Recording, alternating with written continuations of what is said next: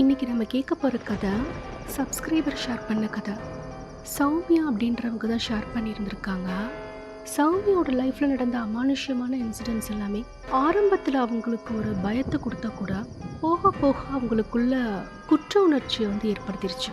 இந்த கதையவே நான் ஒரு கன்ஃபெஷன் மாதிரி தான் சொல்கிறேன் அப்படின்னு சொல்லிட்டு தான் சௌமியா இந்த ஸ்டோரியை நம்ம கூட ஷேர் பண்ணியிருக்காங்க.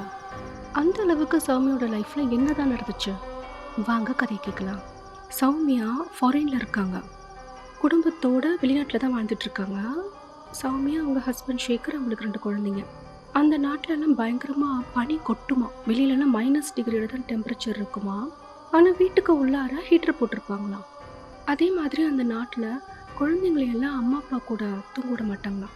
எத்தனை குழந்தைங்க இருந்தாலும் அவங்கள தனித்தனி பெட்ரூமில் தான் தூங்குவாங்களாம் குழந்தைங்கள்லாம். 2020 ஜனவரி மாதம் ஒரு நாள் ராத்திரி சௌமியா அவங்க ஹஸ்பண்ட் 2 பேரும் பெட்ரூமில் தூங்கிட்டு இருக்காங்க. நைட்டு ஒரு 3:30 அந்த டைமில் சௌமியாவே யாரோ தட்டி எழுப்புற மாதிரி இருந்திருக்கு. யாருன்னு சொல்லிட்டு அவங்க கண் முழிச்சு பார்த்துருக்காங்க. பார்த்தா ஷேகர் தான், எங்கள் ஹஸ்பண்ட் ஷேகர் தான் தட்டி எழுப்பியிருந்திருக்காரு. அவர் எழுப்பிட்டு கட்டிலில் உட்காந்துட்டு இருந்திருக்காரு. லைட்டு போட்டு பார்த்தா ஷேகருக்கு அப்படியே கை காலில் நடுங்குது, பயத்தில் நடுங்குற மாதிரி அப்படியே நடுங்குது. அவரை பார்த்தாலே முகமே ஒரு மாதிரி பயந்து போன மாதிரி இருக்குது. சௌமியா கேட்டிருந்துருக்காங்க, ஏதாவது உடம்பு சரியில்லையா, என்னாச்சு, ஹாஸ்பிட்டல் எதுவும் போகணுமா, ஏன் உங்களுக்கு இப்படி நடுங்குது, குளிருதோ, டெம்பரேச்சர்லாம் இங்கே உள்ள ஹீட்டர் போட்டு நார்மலாக தானே இருக்குது, ஏன் இப்படி ஆகுது அப்படின்னு சொல்லி கேட்கும்போது ஷேகர் என்ன சொல்லியிருந்திருக்காரு, நான் ஒரு கனவு கண்டேன். அந்த கனவுல உங்கள் பாட்டி வந்தாங்க, ரொம்ப கோபமாக ஆத்திரமாக இருந்தாங்க, என்னை ரொம்ப பயங்கரமாக என்கிட்ட சண்டை போட்டாங்க. அப்போ அவங்க சண்டை போடும்போது எனக்கு என்ன தோணுச்சு அப்படின்னா, நம்ம பண்ண விஷயத்த உங்கள் பாட்டி கண்டுபிடிச்சிட்டாங்க அப்படின்ற மாதிரி எனக்கு ஒரு ஃபீலு.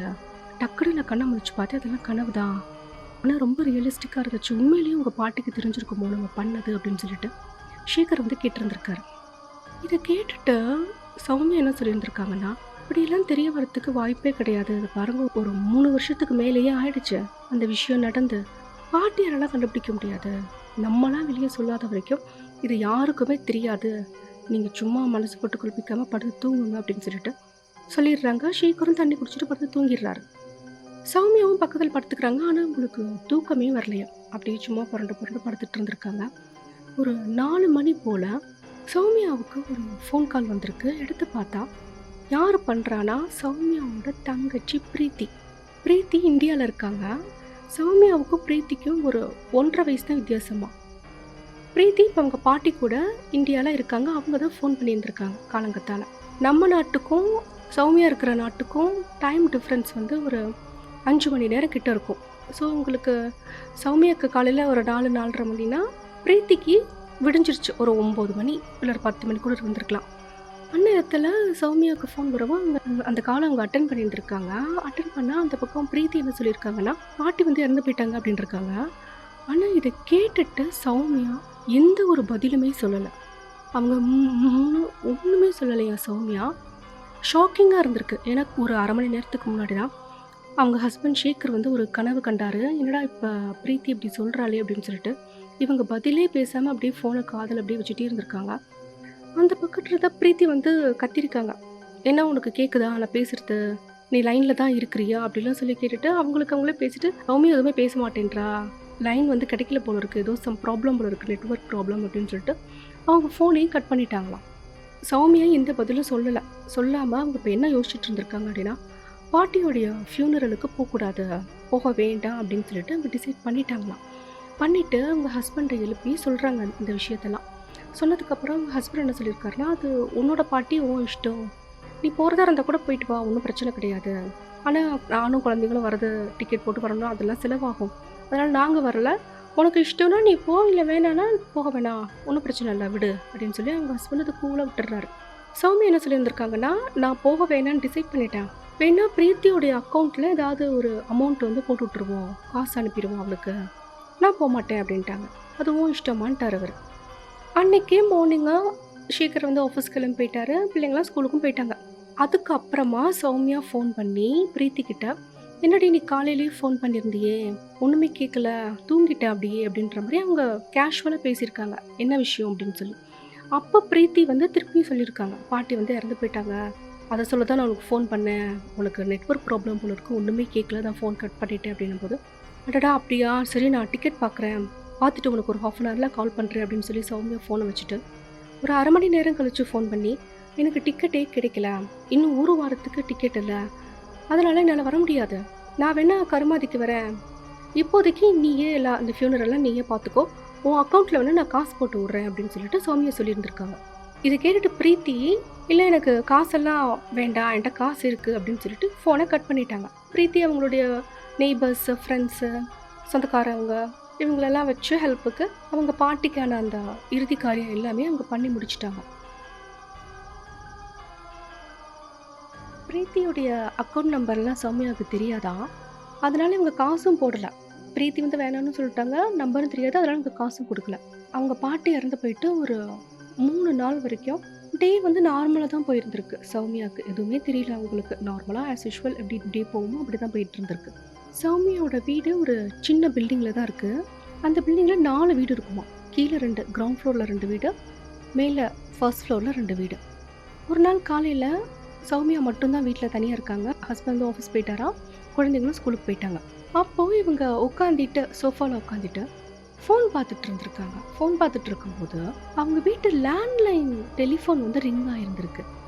என்னடா இந்த நம்பருக்கு யாருமே ஃபோன் பண்ண மாட்டாங்களே, இன்டர்நெட்டுக்கு தானே யூஸ் பண்ணுறோம், ஏன்னா இந்த நம்பர் அடிக்குது அப்படின்னு சொல்லிட்டு அவங்க அந்த ஃபோன் எடுத்து அட்டன் பண்ணி பேசி பார்த்துருக்காங்க. யார் அந்த பக்கத்துலேருந்து பேசியிருக்காங்கன்னா இவங்களோட பாட்டி தான் பேசியிருந்திருக்காங்க. என்ன சொல்லியிருக்காங்கன்னா, நீ வந்து பிரீத்தியை ஏமாத்திட்ட, நீ எடுத்ததை பிரீத்திக்கிட்ட திருப்பி கொடுத்துரு அப்படின்னு சொல்லிட்டு அவங்க பாட்டி சொல்லியிருந்திருக்காங்க. இதை கேட்ட உடனே சௌமியாவுக்கு பயங்கரமான ஒரே ஷாக்கிங்காக இருக்குது. என்னென்னா, ஃபர்ஸ்ட் ஆஃப் ஆல் இந்த நம்பரை அவங்க யாருக்குமே ஷேர் பண்ணலை. பிரீத்திக்கோ பாட்டிக்கோ யாருக்குமே இந்த நம்பர் தெரியவே தெரியாது. 2வது, அவங்க பாட்டி இப்போ உயிரோடையே இல்லை, செத்துப்போன பாட்டி எப்படி ஃபோனில் பேச முடியும் அப்படின்னு சொல்லிட்டு இவங்களுக்கு அப்படியே பயந்து நடுங்கி கண்ணை முழிச்சு பார்க்குறாங்க. அது எல்லாமே கனவு, இது எல்லாமே கனவு, நம்மளை அறியாமல் தூங்கியிருக்கோம் அப்படின்னு சொல்லிட்டு இந்த சோஃபாவில் வந்து அப்படியே எழுந்திரிச்சு உட்காந்துருக்காங்க. உட்காந்த போது அவங்க வீட்டு ஹாலில் வந்து விண்பெல் மாட்டியிருப்பாங்களாம். அந்த ஊரில் வந்து காற்றெல்லாம் அடிக்காது, ஜன்னல் கதவு எல்லாமே எப்போவுமே சாத்தி தான் வச்சுருப்பாங்களாம். சில்லுன்னு இருக்குன்றதுனால ஃபேனும் கிடையாது, சும்மா அலங்காரத்துக்காக அந்த விண்பெல்லை மாட்டி வச்சுருந்துருக்காங்க. திடீர்னு அந்த விண்பெல்லை யாரோ வேகமாக ஃபோர்ஸாக தட்டி விட்ட மாதிரி அது அப்படியே ஆடி சத்தம் போட்டிருக்கு. இதை பார்த்தோன்னே உங்களுக்கு இன்னும் ரொம்ப பயமாயிடுச்சு. காற்றே அடிக்கலை, ஏன்னா அந்த விண்பெல் வந்து இப்படி சத்தம் போடுது அப்படின்னு சொல்லிட்டு இவங்களுக்கு ஒரே பயம் மேலே பயமாக வர ஆரம்பிச்சிருக்கு. அந்த நேரத்தில் சௌமியாவுக்கு இவங்க பாட்டியோடைய வாசனையும் வந்திருக்கு. அவங்க பாட்டி மஞ்சளை உரசி அது போட்டு தான் குளிப்பாங்களாம். மஞ்சள் உரசி போட்டுட்டு பிங்க் கலரில் இருக்கிற பான்ஸ் பவுடர் வந்து யூஸ் பண்ணுவாங்களாம். ஸோ இந்த மஞ்சளும் இந்த பவுடரும் சேர்ந்த மாதிரி ஒரு வாசம் எப்போவுமே பாட்டி மேலேருந்து வருமா. அந்த வாசம் வந்து இவங்களுக்கு வந்திருக்கு. இதெல்லாம் சேர்ந்து ஒன்றா நடக்கவும் சௌமியாவுக்கு பயங்கரமான பயமாயிடுச்சு. பாட்டியோட ஆன்மா தான் அவ்வளவும் பண்ணுதா, பாட்டி உயிரோடு இருக்கிற வரைக்கும் நான் பண்ண தப்பு வந்து பாட்டிக்கு தெரியறதுக்கு சான்ஸே கிடையாது. ஒருவேளை அவங்க இறந்து போனதுக்கப்புறம் பாட்டியோட ஆன்மாவுக்கு எல்லாம் தெரிய வந்துருச்சு போல இருக்கு, அதனால தான் பாட்டி நம்மளை வந்து பயமுறுத்துறாங்களா, இல்லை இது எல்லாமே என்னுடைய ஹலுசினேஷனாக, எனக்கு ஒன்றுமே புரியலையே அப்படின்னு சொல்லி சௌமியா நினச்சிட்டு என்ன பண்ணியிருக்காங்க, சரி நம்மளை என்கேஜாக வச்சுக்குவோம், நம்ம இங்கே தனியாக இருக்க வேண்டாம், ஏதாவது வேலை செய்வோம், நம்ம மைண்டை வந்து டைவெர்ட் பண்ணுவோம் அப்படின்னு சொல்லிட்டு இவங்க துணி லாண்ட்ரி பேக்கில் வந்து நிறைய துணி இருந்திருக்கு துவைக்கிறதுக்கு. அந்த துணியெல்லாம் எடுத்துகிட்டு போய் நம்ம துவைப்போம் அப்படின்னு சொல்லி நினச்சிருந்துருக்காங்க. அவங்க நாட்டில் துணி துவைக்கிறதுக்கு அவங்களோட அப்பார்ட்மெண்ட் அந்த பில்டிங்கோட பேஸ்மெண்ட்டில் மெஷின் இருக்குமா. 2 வாஷ் பண்ணுறதுக்கு 2 வாஷிங் மிஷினும் காய வைக்கிறதுக்கு ட்ரையரும் இருக்குமா. ஏன்னா அந்த ஊரில் துணி துவைச்சா அவ்வளோ சீக்கிரத்தில் காயாது அப்படிங்கிறதுனால பெரிய பெரிய ட்ரையருக்குள்ளே தான் போட்டு துணியெல்லாம் காய வைப்பாங்களாம். அப்படி இந்த காய வச்சுற துணியை வந்து அவ்வளோ கம்ப்ளீட்டாக ட்ரை ஆயிருமா. எடுத்தால் சூடாக இருக்கும் அந்த துணி, போட்டுக்கலாம், அந்த மாதிரி காய வச்சு கொடுத்துரும். இப்போ துணி துவைக்கலாம் அப்படின்னு சொல்லிட்டு லாண்ட்ரி பேக்கை எடுத்துக்கிட்டு சௌமியா அவங்களோட பேஸ்மெண்ட்டுக்கு போகிறாங்க. அந்த பேஸ்மெண்ட்லேயும் ஹீட்டர்லாம் போட்டிருக்குமா, சூடாக தான் இருக்குமா, சில்லுன்னெலாம் இருக்காதான்.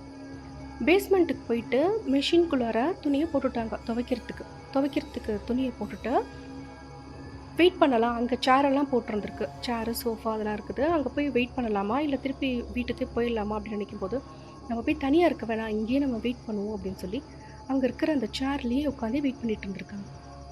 கொஞ்ச நேரத்தில் அந்த லாண்ட்ரி ரூமுக்கு வெளியில் யாரோ நடந்து வர மாதிரி சத்தம் கேட்டுருந்துருக்கு. சரி, நம்மளை மாதிரி யாராச்சும் துணி துவைக்க தான் யாராவது வருவாங்க போல இருக்குது கூட யாரும் துணைக்கு இருந்தால் கூட நமக்கு தைரியமாக இருக்கும் அப்படின்னு சொல்லி நினச்சிட்டு யாராச்சும் வருவாங்க அப்படின்னு சொல்லிட்டு இவங்க வெயிட் பண்ணிகிட்டே இருந்திருக்காங்க. ஆனால் ரொம்ப நேரமாக அந்த நடக்கிற சத்தம் தான் கேட்குதே தவிர யாருமே வரவே இல்லையா அந்த ரூமுக்கு. நடந்து வரத்துக்கு இவ்வளோ நேரமாக ஆகுது, இவ்வளோ நேரமாக நடந்துகிட்டே இருக்காங்க அப்படின்னு சொல்லிட்டு இந்த டோருக்கு வெளியில் அவங்க எட்டி பார்த்துருக்காங்க. வெளியில் யாருமே இல்லை. சரி, ஒருவேளை ஃபர்ஸ்ட் ஃப்ளோரில் நடக்கிற சத்தம் தான் நமக்கு இங்கே கேட்டிருக்கும் போல இருக்குது அப்படின்னு சொல்லிட்டு அதை அவங்க விட்டுட்டாங்க. விட்டுட்டு திருப்பி வந்து உட்காந்தே வெயிட் பண்ணிட்டு இருந்திருக்காங்க. வெயிட் பண்ணிட்டு இருக்கும்போது துணி துவைச்சிருச்சுன்னு சொல்லிட்டு அதை எடுத்து ட்ரையரில் போடும்போது அந்த லாண்ட்ரி ரூம் டோரை யாரோ ஓப்பன் பண்ணிட்டு, டோர் அது ஒரு நல்ல ஹெவி டோராக, அந்த டோரை ஓப்பன் பண்ணிவிட்டு யாரும் வரா மாதிரி இருந்திருக்கு. இந்த முறை சௌமியாவுக்கு வந்து நல்லாவே தெரிஞ்சிருக்கு, நடக்கிற சத்தத்தில் டோரே ஓப்பன் பண்ணுறாங்க, ஸோ யாரோ கண்டிப்பாக வராங்க அப்படின்னு சொல்லிட்டு யாருன்னு சொல்லி திரும்பி பார்த்துருக்காங்க. பார்த்தா அவங்க நெய்பரில் இருக்கிற ஒரு பாட்டி. அந்த பாட்டி தான் அவங்களும் துணி துவைக்கலான்னு சொல்லி வராங்க. ஃப்ரெண்ட்லியாக ஒரு சிரிப்பு சிரிச்சுட்டு அவங்க போய் மெஷினில் துணியை போட்டு துவைக்க ஆரம்பிச்சிடுறாங்க. அவங்க துணியை போட்டுட்டு அதே மாதிரி சௌமியா உட்காந்துருந்த மாதிரி அந்த சேரில் வந்து உட்காந்துட்டு, அந்த சேர் வந்து செவரோட ஒட்டி போட்டிருப்பாங்களாம். அந்த சேரில் உட்காந்துட்டு செவத்தில் சாஞ்ச மாதிரி அப்படியே தூங்குற மாதிரி இருந்திருக்காங்க. சௌமியா ட்ரையரில் வந்து துணியை போட்டுட்டு இந்த சேரில் வந்து உட்காந்துக்கிட்டாங்க. இந்த பாட்டி உட்காந்துருக்காங்க. அதுலேருந்து ஒரு 2 சீட்டு தள்ளி சௌமியா வந்து உட்காந்துட்டாங்க. உட்காந்துட்டு இந்த பாட்டியை பார்க்கும்போது சௌமியாவுக்கு அவங்க பாட்டியோடைய ஞாபகம்லாம் வர ஆரம்பிச்சிருக்கு. அப்படியே சௌமியாவுக்கு வந்து ஒரு 10 வயசு இருக்கும்போது அவங்க தங்கச்சி பிரீத்திக்கு ஒரு 8.5 வயசு அந்தளவு இருந்திருக்கு.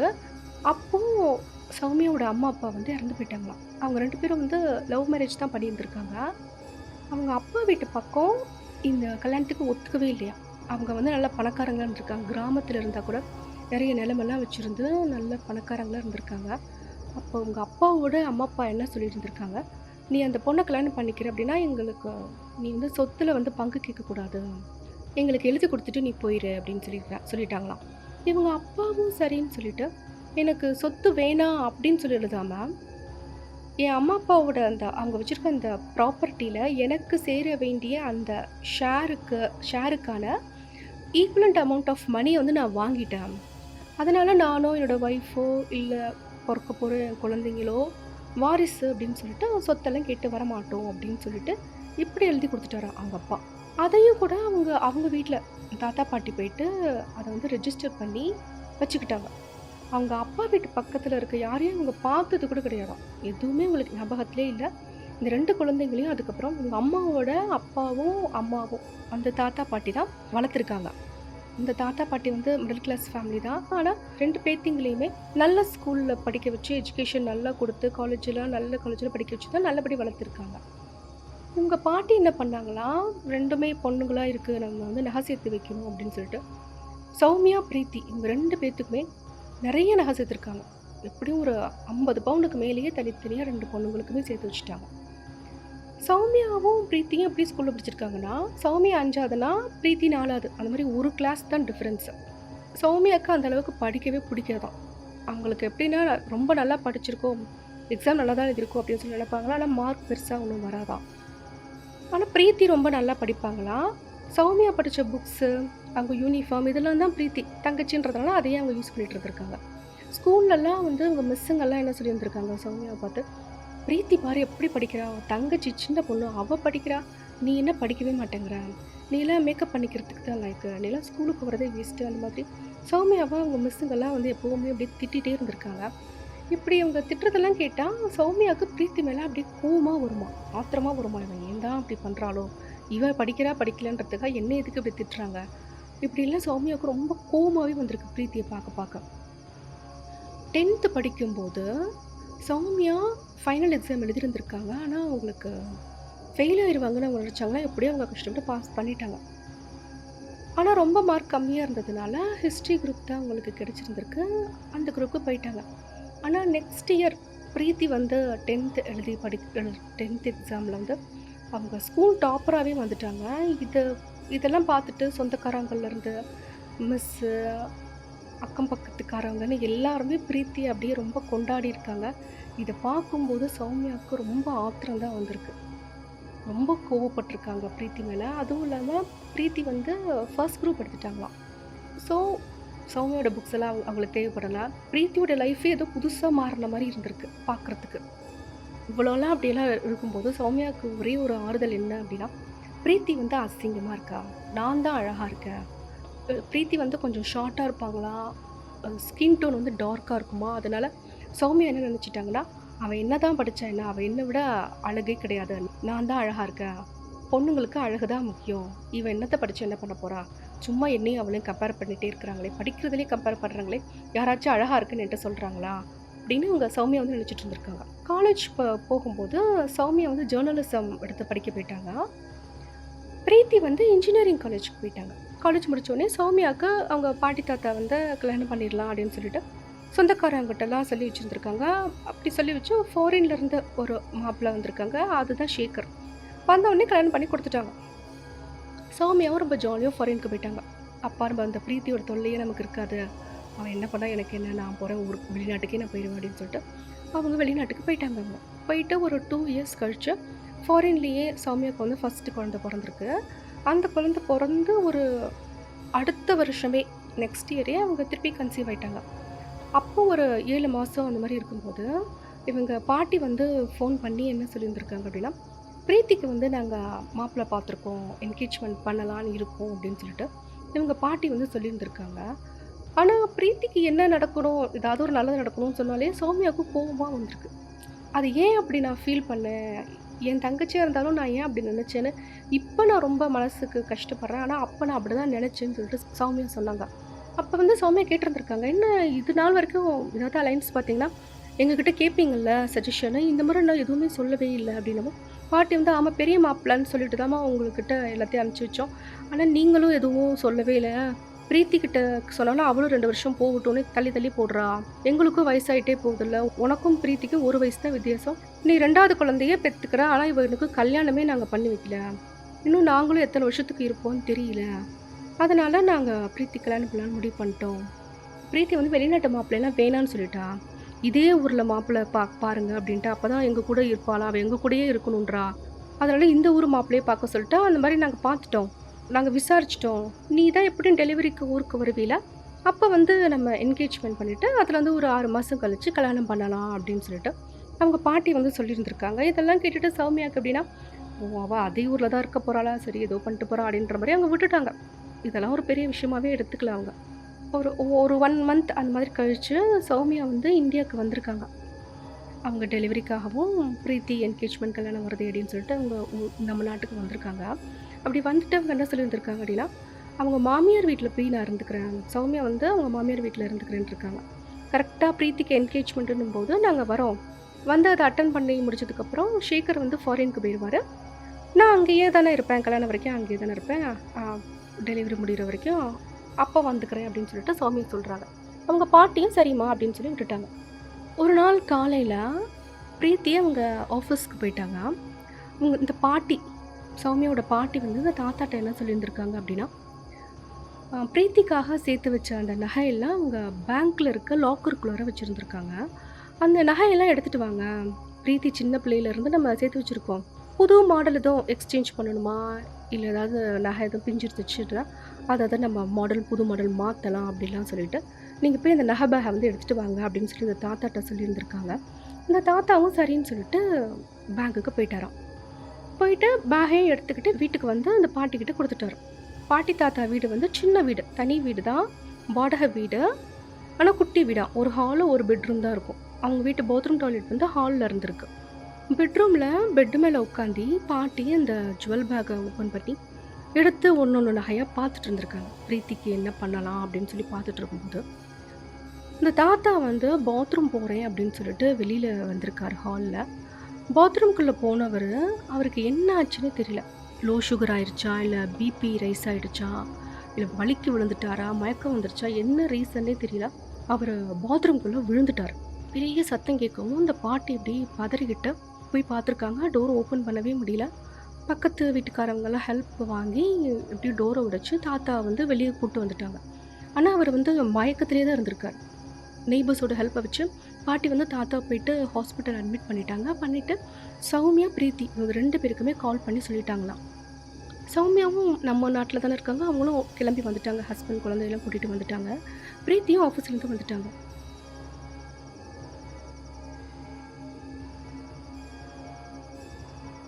ஹாஸ்பிட்டலில் எங்கள் தாத்தாவை ஐசியூவில் தான் வச்சுருந்துருக்காங்க. அவருக்கு வந்து நினைவே இல்லை, அவர் கான்ஷியஸாகவே இல்லை. 24 ஹவர்ஸ்க்கு அப்புறம் தான் என்னானாலும் சொல்ல முடியும் அப்படின்னு சொல்லி டாக்டர் சொன்னதுனால பாட்டி அப்படியே ரொம்ப உடஞ்சி போயிட்டாங்களா. அவங்க ஹாஸ்பிட்டல் விட்டு வரவே இல்லை. இப்போ பிரீத்தி என்ன சொல்லியிருந்திருக்காங்க அப்படின்னா, ரூமுக்கு மாற்றினா கூட அட்டெண்டர்னு சொல்லி நீ இருக்கலாம் பாட்டி, ஆனால் இப்போ ஐசியூவில் தாத்தா இருக்காரு, நீ எங்கே இருப்ப, நீ வீட்டுக்கு போய் இரு, நான் பார்த்துக்கிறேன் அப்படின்னு சொல்லி எவ்வளோ சொல்லியும் கூட அவங்க பாட்டி வந்து கேட்கவே இல்லையா. இல்லவே இல்லை, தாத்தா கண்ணு முழிச்சா நான் தான் ஃபஸ்ட்டு பார்க்கணும், நான் அவர் கூட தான் இருப்பேன் அப்படின்னு சொல்லிட்டு 3 நாளாக ஹாஸ்பிட்டல்லையே தான் உட்காந்துருந்துருக்காங்க. பிரீத்தி வந்து ஆஃபீஸ்க்கு லீவ் போட்டுட்டு அவங்க பாட்டிக்கு துணையாக இருந்திருக்காங்க. சௌமியா வந்து பார்த்துட்டு அவங்க பாட்டி வீட்டுக்கு வந்துட்டாங்க. சௌமியா சின்ன குழந்தை இருக்கிறதுனால குழந்தைய கூட்டிட்டு இவங்க வீட்டுக்கு பாட்டி வீட்டுக்கு வந்துட்டாங்களாம். சௌமியா பாட்டி வீட்டிலேயே இருக்கும்போது சமைக்கிறது, வீடு க்ளீன் பண்ணுறது, இந்த மாதிரியெல்லாம் வேலை அவங்க பார்க்கும்போது இந்த பெட்ரூம் ஒரு நாள் கூட்ட வந்திருக்காங்க. அப்போ அந்த கட்டிலுக்கு அடியில் இந்த ஜுவல் பேக் வந்து கிடந்திருக்கு. ஒருவேளை அந்த பாட்டி வந்து போகிற அவசரத்தில் எங்கேயும் எடுத்து வைக்க முடியல அப்படின்னு சொல்லிட்டு அதை எடுத்து கட்டில் கீழே போட்டுட்டு போயிட்டு இருப்பாங்க போல இருக்குது. அது எப்படின்னு தெரில, ஆனால் அது வந்து அந்த கட்டிலுக்கு கீழே கிடந்திருக்கு. அதை வந்து சௌமியா பார்க்கவும் உங்களுக்கு ஒரு மாதிரி ஆசை வந்துருச்சு. இவ்வளோ நகைகள் இருக்குது அப்படின்னு சொல்லி பார்த்துட்டு உங்களுக்கு என்ன தோணிருக்கு அப்படின்னா, நம்ம வந்து ஹிஸ்ட்ரி குரூப் தான் படித்தோம், காலேஜ்லேயும் நம்ம வந்து ஒரு ஆர்ட்ஸ் காலேஜில் தான் படித்தோம். ஆனால் பிரீத்தி வந்து ஃபஸ்ட் குரூப் படிக்கிறேன்றதுக்கே அவளுக்கு எவ்வளோ செலவு பண்ணாங்க, இன்ஜினியரிங் காலேஜ் படிக்கிறதுக்கு அதை விட எவ்வளோ செலவு பண்ணாங்க. அதுக்கும் மேலே இப்போ அவள் இப்போ மோர் தென் 1 lakh ஏர்ன் பண்ணுறான். நான் என்ன இப்போ வேலைக்கு போகிறேன்னா ஏர்ன் பண்ணுறேன்னா, ஸோ இந்த நகை வந்து எனக்கு தான் சொந்தமாக இருக்க முடியும். பிரீத்தி படிக்கிறதுக்குன்னு செலவு பண்ண காசுக்கு ஈக்குவலண்ட்டாக தான் இந்த நகை, அதனால் இந்த நகை எனக்கு தான் சொந்தம் அப்படின்னு சொல்லிட்டு சௌமியா அந்த ஜுவல் பேக்கை எடுத்து வச்சுக்கிட்டாங்க. எடுத்து வச்சுட்டு அதை வந்து சேகர் கிட்ட கொடுத்துட்டாங்க. ஸோ இவ்வளோ நகையை வந்து ஃபாரினுக்கு எடுத்துகிட்டு போக முடியாது அப்படின்றதுனால அவங்க இந்தியாவிலேயே வச்சுருக்க அந்த பேங்க் அக்கௌண்ட்டில் ஒரு லாக்கர் இருந்திருக்கு, அந்த லாக்கரில் கொண்டு போய் இந்த நகையெல்லாம் வச்சுருங்க அப்படின்னு சொல்லிட்டு சேகர் கிட்ட கொடுத்துட்டாங்க சௌமியா. சேகரும் இதெல்லாம் தப்பு, நீ எடுக்கக்கூடாது அப்படிலாம் எதுவும் சொல்லாமல் அவரும் வாங்கிட்டார் நகையை வாங்கி கொண்டு போயிட்டு அவருடைய லாக்கரில் எடுத்து வச்சுக்கிட்டாரு.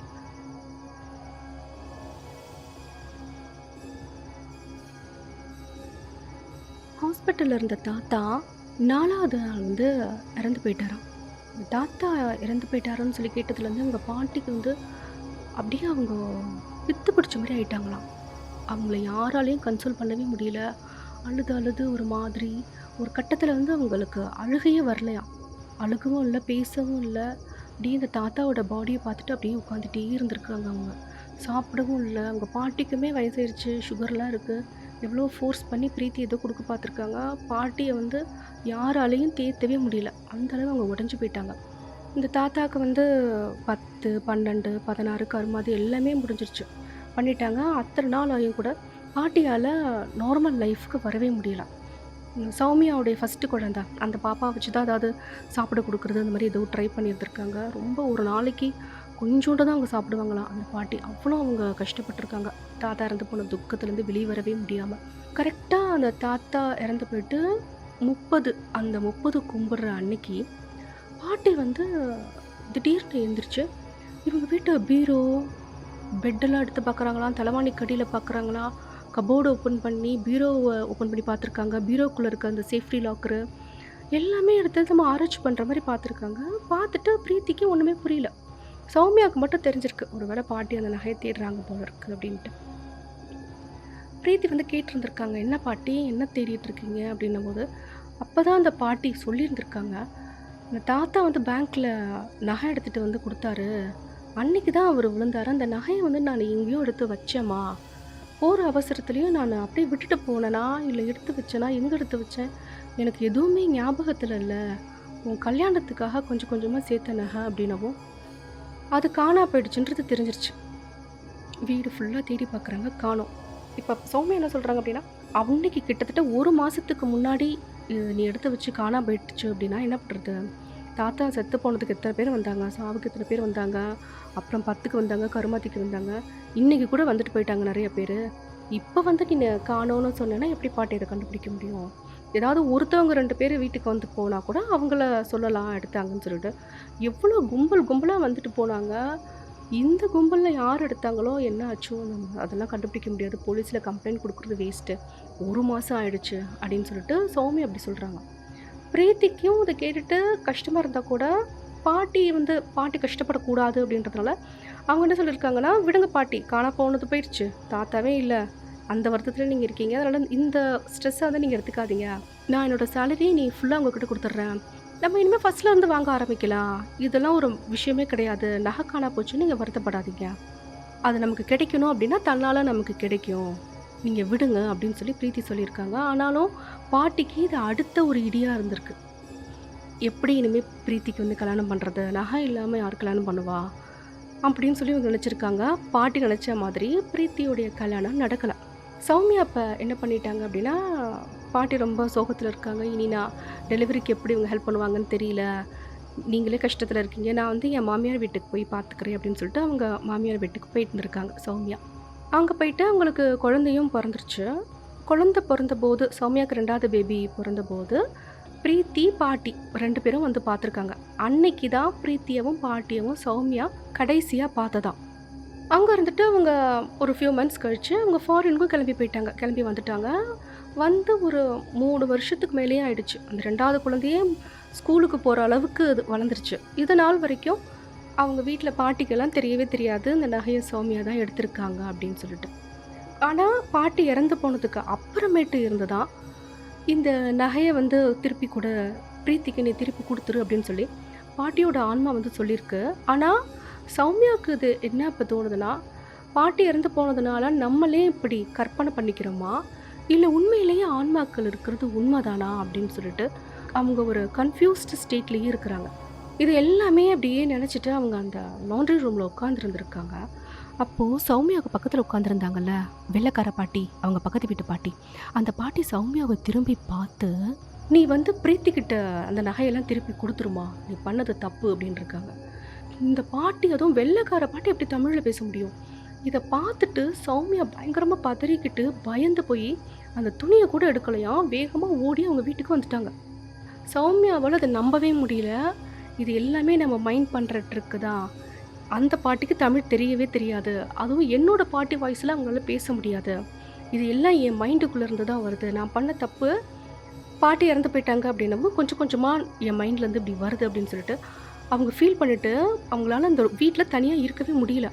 நைட்டு ஷேகர் வந்தோடனே ஷேகர்கிட்டேயே அவங்க சொல்லியிருந்திருக்காங்க, நான் அதாவது கவுன்சிலிங் போகட்டுமா, எனக்கு பயமாக இருக்குது, என் மைண்டு அதை ட்ரிக் பண்ணதா இல்லை உண்மையிலேயே இப்படி நடக்குதான்னு எனக்கு தெரியல, என்னை ஏதாவது கவுன்சிலிங் கூப்பிட்டு போங்க அப்படின்னு சொல்லிட்டு ஷேகர்கிட்ட சொல்லவும் அவர் என்ன சொல்லியிருந்திருக்காரு, நான் கண்ட கனவுக்கே நீ கனவுன்னு சொன்ன, இப்போ நீ ஏன் பயப்படுற, அதெல்லாம் ஒன்றும் கிடையாது, பேயெல்லாம் இருக்க முடியாது, ஆன்மாலாம் ஒன்று கிடையவே கிடையாது, நீ விடு, கவனரு அப்படின்னு சொல்லிட்டு.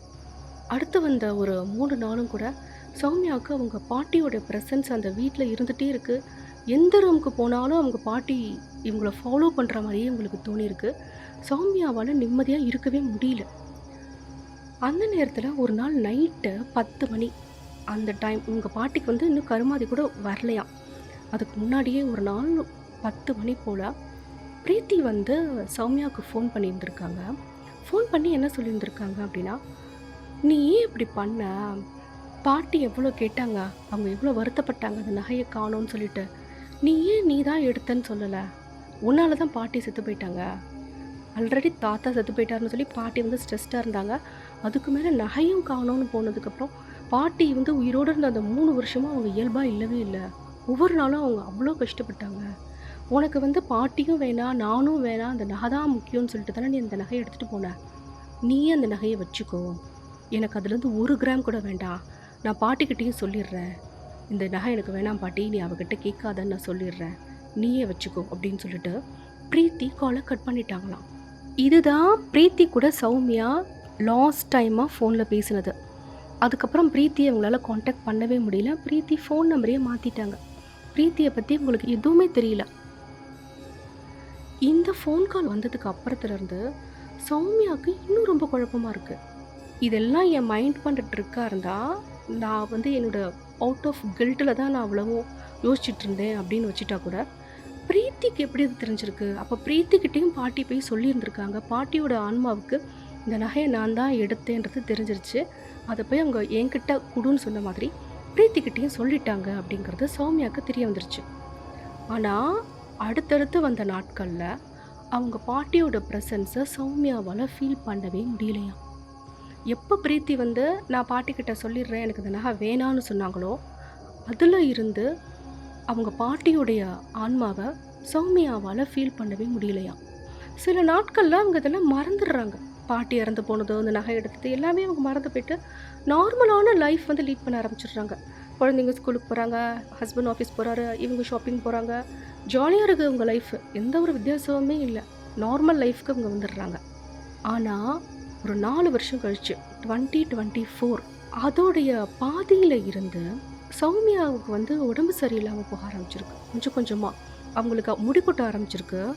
சரி, முடிதானே அது வழக்கமாக இதை கொஞ்சம் கொட்டும் அப்படின்ற பார்த்தா ஃபுல்லாகவே கிட்டத்தட்ட தலையில் வந்து அப்படியே சொட்ட வர அளவுக்கு முடி கொட்டி அவங்களுக்கு வெயிட்டு குறைஞ்சி போயிட்டு சாப்பிட முடியாமல் போயிட்டு இந்த மாதிரிலாம் வரவும் இவங்க பயந்துட்டாங்களாம் சௌமியா. ஒருவேளை கேன்சர் ஆகுது இருக்குமோ அப்படின்னு சொல்லிட்டு போய் எல்லா டெஸ்ட்டும் எடுத்து பார்த்துருக்காங்க. ஆனால் எல்லா டெஸ்ட்டுமே நார்மல் தான், அவங்களுக்கு கேன்சர்லாம் கிடையாது. ஆனால் இவங்களுடைய அந்த கண்டிஷனுக்கு என்ன ரீசன் யாராலும் கண்டுபிடிக்கவே முடியல. சௌமியாவால் கொஞ்சம் கூட சாப்பிடவே முடியாமல் போயிடுச்சு. அவங்க அதிகபட்சமாக சாப்பிட்றதே தயிர் சாதம், கஞ்சி சாதம், இந்த அளவு தான் அவங்களால சாப்பிட முடிஞ்சிருக்கு. அதுக்கு ரீசன் என்னன்னு தெரில. அப்போ என்ன நினச்சிக்கிறாங்க அப்படின்னா, சௌமியா சரி நம்ம இந்த ஊரில் அலோபதி பார்க்காம நம்ம ஹோமியோபதி, சித்தா, ஆயுர்வேதம் அந்த மாதிரி போவோம். நம்ம இந்தியாவுக்கு வந்து ஒரு தடவை டாக்டரை வந்து கன்சல்ட் பண்ணலான்னு சொல்லிட்டு இந்தியாவுக்கு வந்து பார்த்துருந்துருக்காங்க. இந்தியாவுக்கு வந்து பார்த்தும் கூட என்ன உங்களுக்கு என்ன உடம்புல என்ன பிரச்சனைன்னு யாராலையும் கண்டுபிடிக்க முடியல. ஆனாலும் கூட ஆயுர்வேதிக் மெடிசன்ஸ் எழுதி கொடுத்துட்டாங்க. இதை நீங்கள் சாப்பிடுங்க, உங்களுக்கு சரியாயிரும், கொஞ்சம் நாள் உங்களுக்கு வெயிட் கெயின் ஆகும், உங்களால் சாப்பிட முடியும், அந்த மாதிரி சொல்லி அனுப்பிச்சி விட்டுட்டாங்க. இந்த மெடிசன்லாம் வாங்கிக்கிட்டு ஃபாரினுக்கு போயிட்டாங்க. அதெல்லாம் மெடிசன் எடுத்தால் கூட சௌமியாவால் பழையபடி இருக்கவே முடியல, சாப்பிடவே முடியல. அவங்களும் எவ்வளவோ சாமிக்கிட்டலாம் வேண்டி பார்க்குறாங்க, ப்ரேயர் பண்ணுறாங்க, எதுவுமே அவங்களுக்கு ஒர்க் அவுட் ஆகலை. திடீர்னு ஒரு நாள் சௌமியா என்ன பண்ணிட்டு இருக்காங்க, அவங்க பாட்டியை நினச்சி அவங்க ப்ரேயர் பண்ணியிருந்திருக்காங்க. நான் தப்பு பண்ணிட்டேன் பாட்டி, அந்த நகையை வந்து நான் எடுத்துருக்கக்கூடாது. இந்தியாவில் லாக்கரில் வச்சுருக்க அந்த நகையை நான் என்றைக்கா இருந்தாலும் பிரீத்தியை பார்த்து கொடுத்துட்றேன். பிரீத்தி எப்படியாவது தேடி கண்டுபிடிச்சி நான் அவகிட்ட கொடுத்துட்றேன். எனக்கு அந்த நகை வேணாம். ஒருவேளை பிரீத்தியை கண்டுபிடிக்க முடியல அப்படின்னா வேறு ஏதாவது ஏழையாக இருக்கிற பொண்ணுங்களுக்கோ இல்லை கோயில் உண்டியல்லையோ நான் அந்த நகையை போட்டுடுறேன். எனக்கு அது வேணாம் அப்படின்னு சொல்லி சௌமியா வந்து அவங்க பாட்டியை நினச்சி ப்ரேயர் பண்ணியிருந்திருக்காங்க. ஆச்சரியமாக ஒரு 2 வாரத்திலேயே சௌமியாவோட ஹெல்த்தில் வந்து நல்ல இம்ப்ரூவ்மெண்ட் தெரிய ஆரம்பிச்சிருக்கு. அவங்களே அதை ஃபீல் பண்ணியிருந்திருக்காங்க. அவங்களால இப்போ கொஞ்சம் நல்லாவே சாப்பிட முடியுதா, பெட்டராக அவங்க ஃபீல் பண்ணுறாங்க, ஹெல்த்தியாகவே அவங்க ஃபீல் பண்ணுறாங்க. இதிலிருந்து தான் சௌமியா வந்து ரொம்ப ஸ்ட்ராங்காக அவங்க டிசைட் பண்ணிட்டாங்க. என்ன ஆனாலும் சரி, எப்படியாச்சும் பிரீத்தியை கண்டுபிடிச்சி இந்த நகையை நம்ம கொடுத்துடணும். இல்லைன்னா தேவை இருக்க யாருக்காவது கொடுக்கலாம். அதுவும் முடியலன்னா கோயில் உண்டியல்னாச்சும் நம்ம போட்டுறணும் அப்படின்னு சொல்லி சௌமியா டிசைட் பண்ணிட்டாங்க. இந்தியாவுக்கு வந்தபோது கூட சௌமியா அவங்க பாட்டி வீட்டுக்கு போய் பார்த்துருந்துருக்காங்க, பிரீத்தி அங்கே இருக்கிறாங்களா அப்படின்னு சொல்லிட்டு. அங்கே பிரீத்தி இல்லை, அவங்க எப்போயோ வீடு காலி பண்ணிட்டு போயிட்டாங்க அப்படிங்கிறாங்க. இப்போ சௌமியாவுக்கு வந்து ரொம்ப கவலையாக இருக்குது, பெயின்ஃபுல்லாக இருக்குது. அவங்களுக்கு சொந்தம்னு சொல்லிக்கிறது யாருமே இல்லை, தாத்தா பாட்டி இல்லை, இருந்த ஒரு தங்கச்சியும் இப்படி இழந்துட்டாங்க. இப்போ பிரீத்தி எங்கே இருக்காங்கன்னு கூட தெரில. அவங்க இந்தியாவில் தான் இருக்காங்களா, ஃபாரினில் இருக்காங்களா, அவங்களுக்கு கல்யாணம் ஆயிடுச்சா, இந்த ஊரில் எப்படி இருக்காங்க, எதுவுமே சௌமியாவுக்கு தெரியவே இல்லை. ஆனால் சௌமியாவுக்கு ஒரு நம்பிக்கை, என்றைக்காவது ஒரு நாள் பிரீத்தி எப்படியாச்சும் கண்டுபிடிச்சிருவோம். அப்படி கண்டுபிடிச்சோன்னா கண்டிப்பாக இந்த நகையை வந்து பிரீத்திகிட்ட கொடுத்துடணும் அப்படின்னு சொல்லிட்டு. சின்ன வயசில் என்னோடய டீச்சர்ஸ் ஆகட்டும், நெய்பர்ஸ் ஆகட்டும், இவங்கெல்லாம் சொன்ன ஏதோ சில கமெண்ட்ஸ்னால என் தங்கச்சி மேலே எனக்கு ரொம்ப கோவம் வந்துருச்சு. அவளையே நான் எதிரியாகவே நான் நினச்சிட்டேன். அப்போ நான் பண்ணது எவ்வளோ பெரிய தப்பு அப்படிங்கிறது எனக்கு இப்போ தான் புரியுது. இத்தனை வருஷம் ஆயிருக்கு, நான் பெரிய தப்பு பண்ணிட்டேன். இப்போ எனக்கு புரிஞ்சிருச்சு. என் தங்கச்சிக்கிட்ட இப்போ நான் பேசணும்னு நினைக்கிறேன், அவள் கூட இருக்கணும்னு நினைக்கிறேன், ஆனால் எனக்கு அந்த சான்ஸ் கிடைக்கல அப்படின்னு சொல்லி சௌமியா ரொம்ப ஃபீல் பண்ணி இந்த கதையை நம்ம கூட ஷேர் பண்ணியிருந்திருக்காங்க.